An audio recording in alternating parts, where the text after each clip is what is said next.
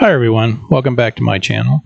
Today I'm going to look at post-production of light painting photos using Lightroom Classic and Photoshop.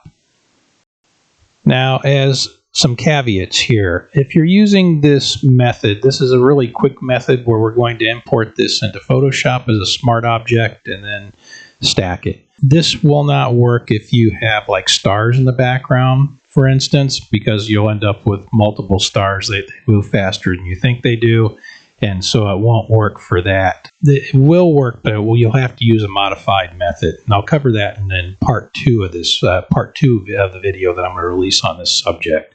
You also need to have your camera mounted on a tripod, and after you get your focus set and then your composition set up, you can't touch the camera again. If the image moves just ever so slightly in that frame, it will mess this process up. So you need to have your camera on a tripod, get your composition set up, get your exposures, how you're going to do it, and then don't touch the camera again. Use a trigger release. Now, this particular image was shot with a Nikon D750. I had a lens at 24mm. It's 14 13-second exposures at f11 and ISO 500. Now, before we continue, let me put a plug in for my channel. If you find these videos useful, please click the like button down below. And if you'd like to see more, please hit the subscribe button. That'll help my channel out a lot. So whenever we're off light painting, what we do is we take multiple exposures and we try not to move the camera, and we're running longer exposures because we want to capture the light. In this case, I'm using 2 flashlights, one that has an orange and one that has a green filter over the top of them. And what we end up with is these pictures like this, where we have, where we've gone through in the flashlights. Each one of these is a 13-second exposure at f11. And I'm using ISO 500. So I get these little sections of trees. I'm out in Southwick Woods, and I was along the trail, and so I'm basically doing a light painting of the trees along the trail. I have some moon over here on the left, which the moon was out that night, so I'm going to have to deal with that.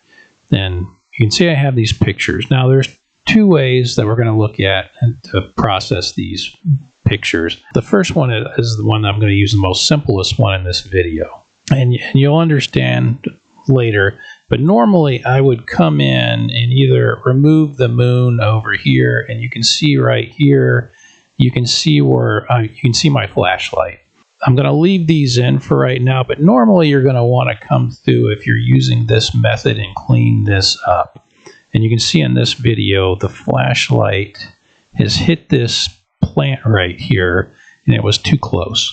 It's overexposed, brighter than I want it to be, and so I would normally pull this out too, because it's not what I want in there. Let's get to it. So what we need to do is we're going to take these images, these 14 images, and we're going to bring them into Photoshop. And so what we do is in this case, I'm going to highlight the first image and go to the last image, hold down the shift, and then click the key and select them all. Now what I do is I right-click on them and I say, I'm going to edit in and open as layers in Photoshop. And what this is going to do is it's going to open up Photoshop, and then it's going to open these images in as individual layers inside of my Photoshop image. Now, while we're waiting for this, I wanted to say this is the easy way to do it. You'll get more control about doing it the other way that I'm going to show, where we're actually going through and manually creating these masks.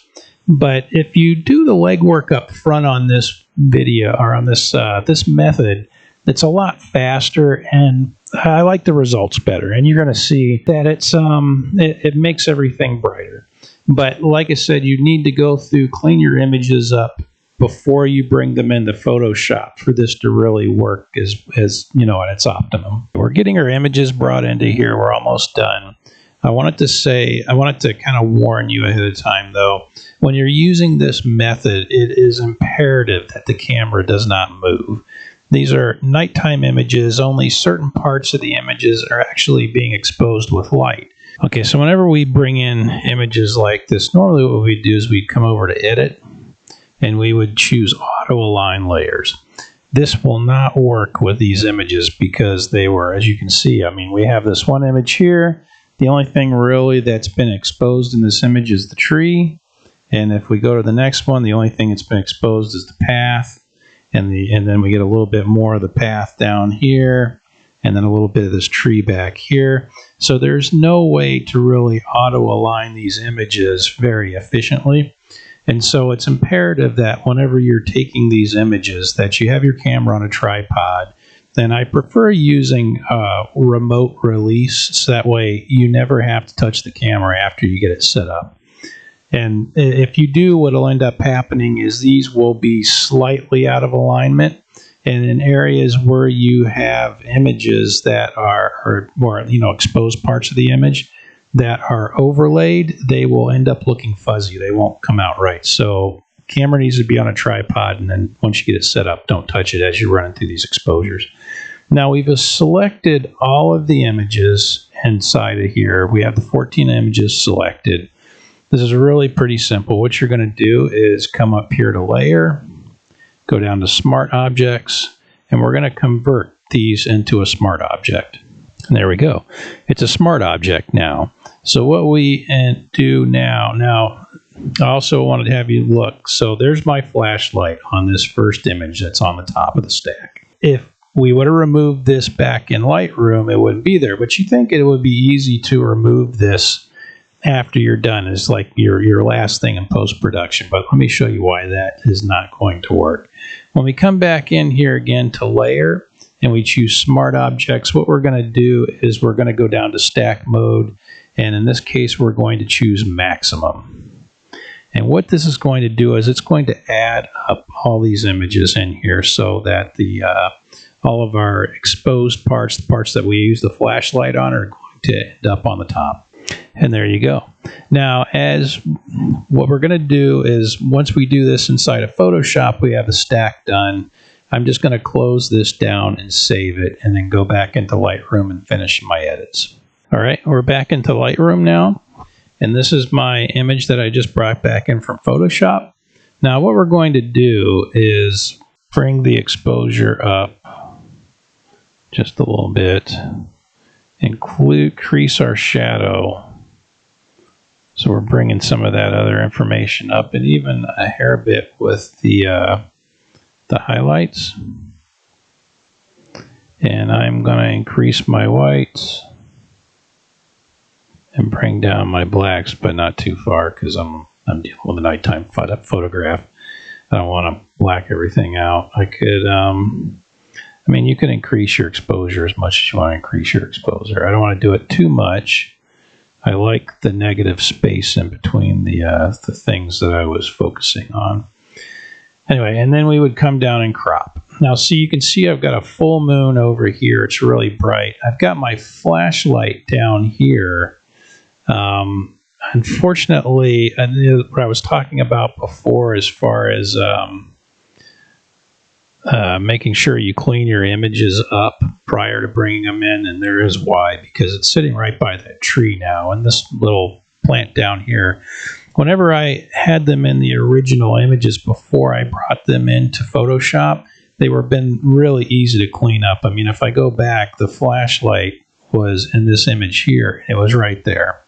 I could have just taken it out and it wouldn't really have impacted anything else. But now that I have it inside the image, it's sitting next to other stuff that I've exposed. So with this method, that's going to be an issue. So I've increased my exposure. I'm going to crop it down to right about there, so you can see I've got my path I've lit up at the bottom, my trees. Now when we go out in the field, I'll do another video where I go out in the field. When you're doing this light painting, you don't want to be at the same angle that your camera is at. You want your light to be off at an angle. Whenever I did this tree, I am actually standing over here to its right. And I think I was actually on the other side of this tree here. And so you can't really see me. I mean, you can see where I hit those branches there. But I did focus on this tree right here, and you can make out the bark on here, a lot of texture. because of the angle that I was coming at. I kind of like the effect with the the orange and the green on the flashlight, where the orange, so I'm moving the flashlight, and you'll see this when I do my video out in the field, but I'm mixing them and blending these colors. So if I wanted to clean these up now, I would have to go back through and do I'm just going to do a heal on this. I actually prefer that over the clone anymore. But see, I've got to take this huge section out, which is going to be problematic.